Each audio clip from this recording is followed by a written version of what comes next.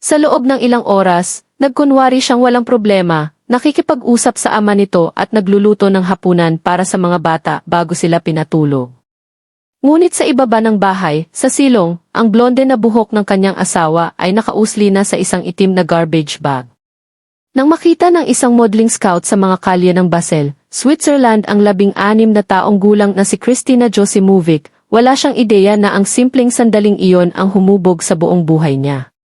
Pagkalipas ng 4 na taon, naging finalist siya sa Miss Switzerland pageant, at nasungkit ang titulong Miss Northwest Switzerland noong 2007.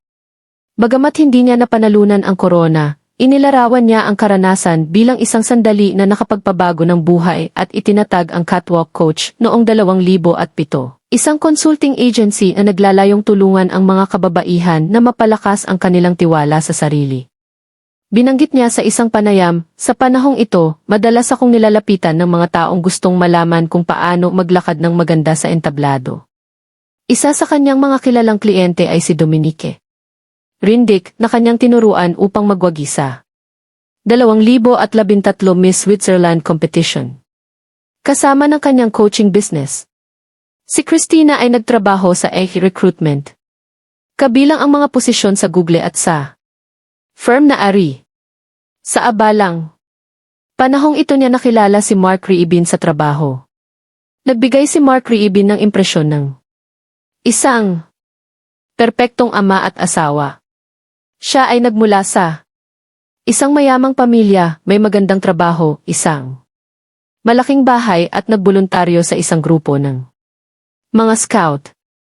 Ang kanilang kasal noong Agosto 2017 ay tila simula ng isang kwentong engkanto. Nanirahan sila sa isang magandang semi-detached na bahay sa isang mayamang lugar malapit sa Basel. Ang uri ng tahanan kung saan pinalalaki ng matagumpay na mag-asawa ang kanilang mga anak. Ang pinakamalaking pagmamalaki ni Kristina ay nagmula sa kanyang 2 anak na babae na ipinanganak na may pagitan lamang ng 17 buwan. Noong 2020 at 2021, ipinakita sa kanyang mga post sa Instagram ang isang babae na tila mayroon ng lahat. Isang maunlad na negosyo, isang magandang pamilya at isang pamumuhay na nagdala sa kanya mula sa mga dalampasigan ng Hawaii patungo sa mga sky slope ng Switzerland. Sa labas ng mundo, sina Kristina at Mark ay kumakatawan sa perpektong modernong pamilyang Swiss. Inilarawan sila ng mga kaibigan na mayroon ng lahat ng bagay na magkakasama. Ang mag-asawang hinahangad ng lahat. Ngunit ang pagiging perpekto, lalo na kapag tila napakaganda para maging totoo, ay kadalasang nagtatago ng pinakamadilim na mga sikreto sa lahat. Ang mga unang senyales na may mali ay nagmula sa mga pinakamalapit kay Kristina. Sa pakikipag-usap sa Daily Mail, sinabi ng kaibigan na nagulat siya sa kasal. Talagang umiibig siya noong una. Ngunit medyo nagulat ako nang pumasok siya sa isang relasyon sa kanya dahil hindi siya bagay sa kanya. Lumalabas na talagang introvert, napaka-kritikal. At kung minsan ay arogante. Ang nagsimula bilang maliliit na kritisismo ay naging isang bagay na mas masama. Dagdag pa niya, si Kristina ay kasal sa isang mamamatay tao at walang ideya. Iniwan niyang mag-isa sa bahay ang psychopath na iyon kasama ang mga bata. Talagang mapang-insulto siya sa kanyang mga kilos, salita at maging sa kanyang tono. Kahit sa mga pagtitipo ng pamilya, halata ang pagkawala ng koneksyon ni Mark. Nagsusuot siya ng headphone sa mga birthday party ng mga bata na nagpapakita ng ganap na pag-iisa. Habang pinapanatili ang isang pagkukunwari. Sa likod ng mga nakasarang pinto, isa siyang malamig na psychopath. Dahan-dahang inilalantad ang kanyang tunay na pagkatao. Ang mga kritisismo ni Mark ay nakabalakayo bilang pag-aalala. Ang kanyang mga hinihingi ay nagbabalakayo bilang pag-ibig. Si Kristina ay ang tipo ng tao na ayaw magsalita ng masama tungkol sa kanyang kasal na nagpapahirap sa Mga kaibigan na maunawaan kung ano ang nangyayari. Ang katotohanan na ipinagtapat niya. Ang mga problema sa mga kaibigan sa nakalipas na 12 buwan ay nagpakita kung gaano kadesperado ang sitwasyon. Habang umuusad ang kanilang pagsasama, ang tunay na pagkatao ni Mark ay naging mas mahirap itago. Sinubukan ni Christina na humingi ng pagpapayo sa mag-asawa, ngunit si Mark ay alinmansa. Umalis ng maaga sa mga sesyon ng therapy o tumangging dumalo ng tuluyan na nilinaw na wala siyang balak na magbago. Ang pinaka-naidokumentong insidente ay naganap noong Hulyo 14 na 2023 nang ipatawag ang mga pulis sa kanilang bahay. Ang mga dokumento ng Korte Federal ay nagsiwalat ng mga litrato na nagpapakita ng mga senyales ng pagsakal sa leg ni Christina. Ngunit, kahit na pagkatapos na nakakatakot na insidenteng ito, patuloy na minamanipula ni Mark si Christina. Dahil sa takot, sabi ng kanyang kaibigan, sinabi niya sa akin na kailangan niyang tumawag ng pulis minsan, ngunit ayaw sabihin sa akin ang mga detalye tungkol dito, tanging ang lalaki ay marahas at pinagbantaan siya na kung tatawag siya ng pulis, babaligtarin niya ito. At makikita niya kung ano ang mangyayari sa kanya noon. Dagdag niya, sinabi niya sa amin na nagsimula siyang uminom at gumamit ng droga at nahuli niya itong naninigarilyo ng marijuana sa isang storage room sa kanilang basement ng 2 beses. Ang pattern ay hindi limitado kay Christina. Si Mark ay may dokumentadong kasaysayan ng karahasan sa isang dating partner na inakusahan siyang hinawakan siya sa leg at inihampas ang ulo sa pader. Ang kanilang relasyon ay nasa krisis sa loob ng ilang buwan dahil sa mga nakaraang interbensyon ng pulisya kasunod ng mga ulat ng pisikal na karahasan. Ilang beses nang tumawag si Christina sa pulisya bago siya namatay upang iulat ang karahasan sa matalik na kapareha. Bawat tawag ay isang desperadong pagtatangka na makawala sa siklo ng pang-aabuso. Nagsimulang mapagtanto ni Christina na ang kanyang pagsasama ay nagbabanta sa buhay. Isang malapit na mapagkukunan sa kanya ang nagsiwalat ng nakakakilabot na detalye. Gusto na niyang makipaghiwalay. Ngunit natatakot siya sa kanya. Sinabi ng source sa 20 minutes, hindi walang batayan ang takot na ito.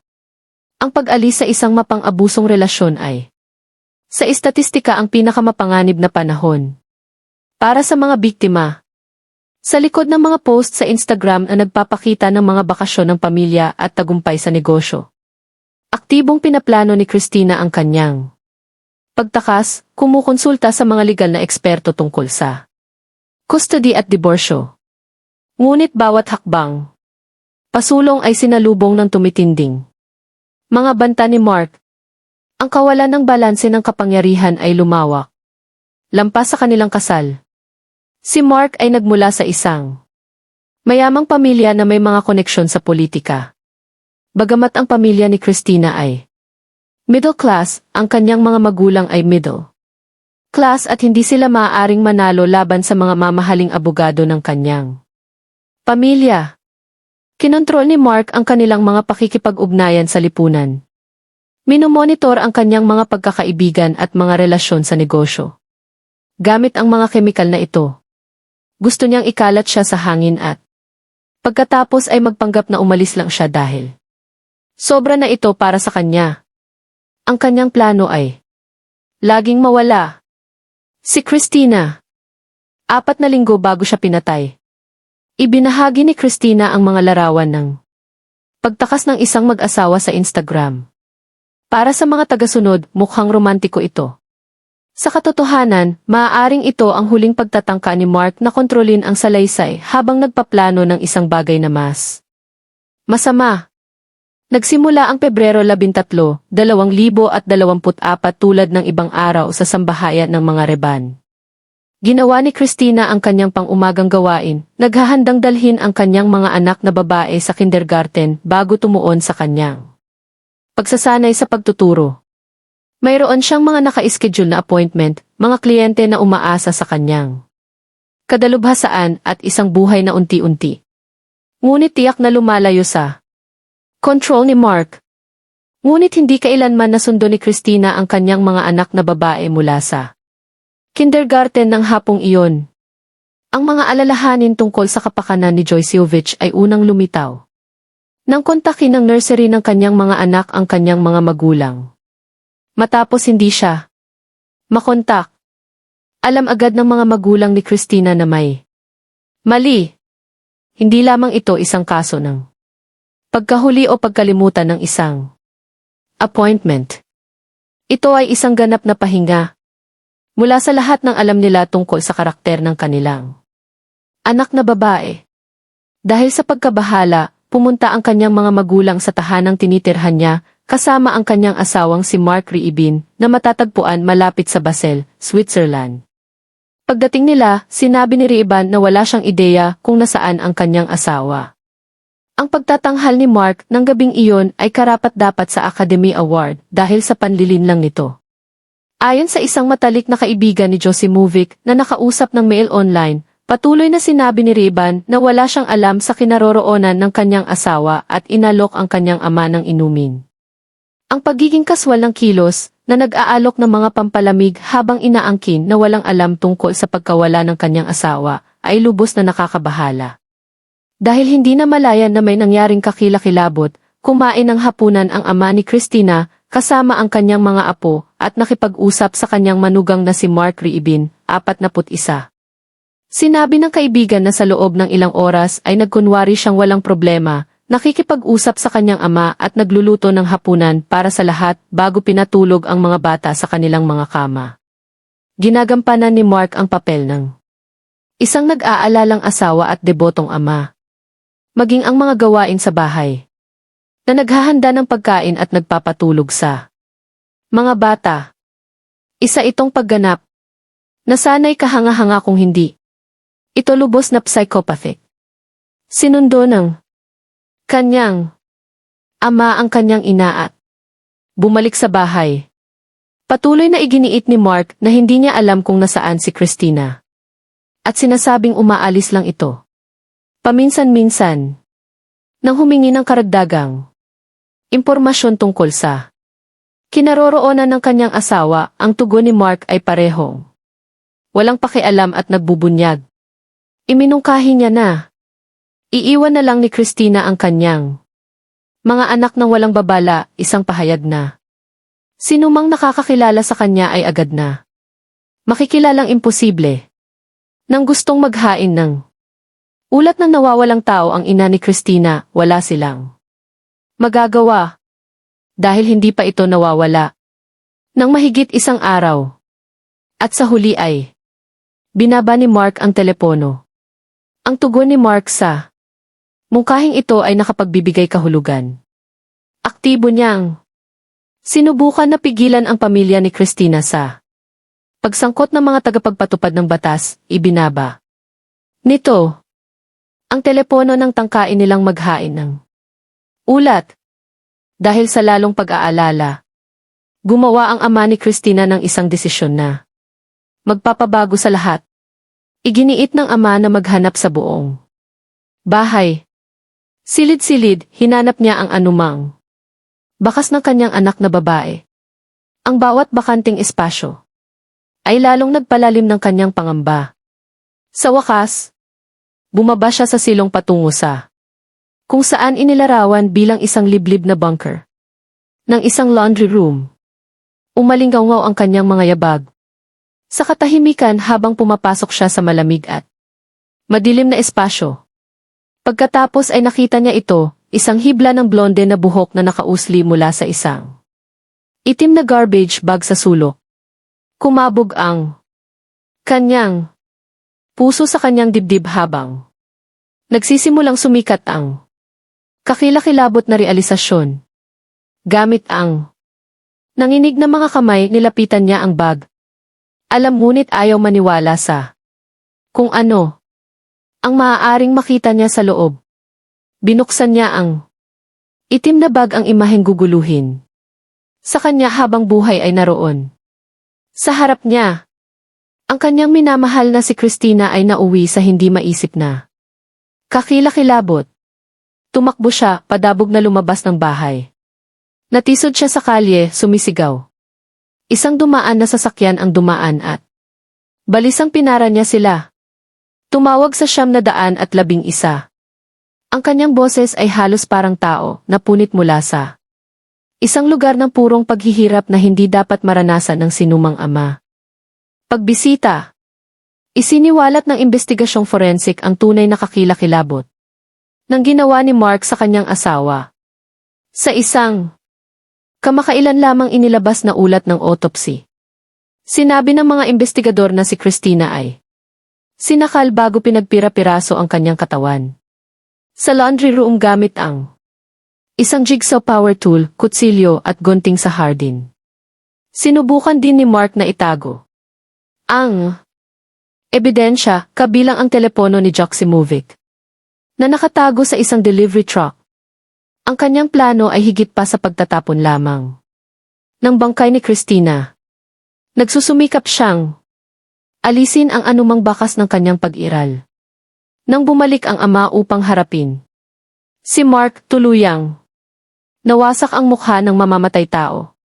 Natulala si Mark dahil marahil ay hindi niya inakala na may makakahanap sa kanya. Si Ruben ay inaresto sa pinangyarihan at kalaunan ay dinala palayo na nakaposas na sinasabing walang pagsisisi. Malamig na sinasabi sa ina ni Christina, "Aba, sinabi mo sa akin na sandali ka lang dumaan." Nagkomento ang kaibigan ng pamilya, gaano ba kahirap ang hindi magpakita ng kahit isang emosyon.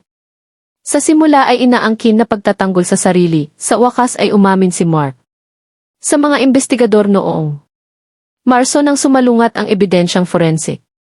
Sa kanyang kwento na nagpapatunay na ang kanyang mga aksyon ay kalkulado at sinadya. Ang psikolohikal na pagsusuri ng korte ay nagsiwalat ng tunay na lawak ng kabuktutan ni Mark. Sinabi ng mga taga-usig na nagpakita siya ng kapansin-pansing mataas na antas ng kriminal na enerhiya, kawalan ng empatya at kawalang galang. Noong Setyembre 11, ang kahilingan ni Ruben na palayain mula sa kulungan habang naghihintay ng paglilitis ay tinanggihan ng federal na korte sa Lausanne. Ngunit hindi doon natapos ang kalupitan. Ang mayamang pamilya ni Ruben ngayon ay nakikipaglaban para sa kustodya ng mga anak na babae ni Christina gamit ang mga mamahaling abogado laban sa kanyang mga magulang na nasa gitnang uri. Si Christina ay higit pa sa isang headline.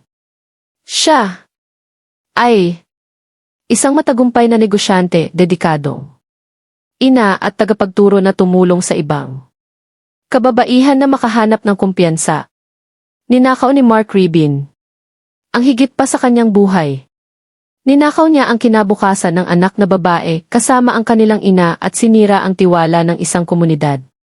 Maaaring maibigay ang hustisya sa pamamagitan ng korte, ngunit 2 batang babae ang lalaki na alam na pinatay ng kanilang ama ang kanilang ina sa pinakabrutal na paraan na maiisip.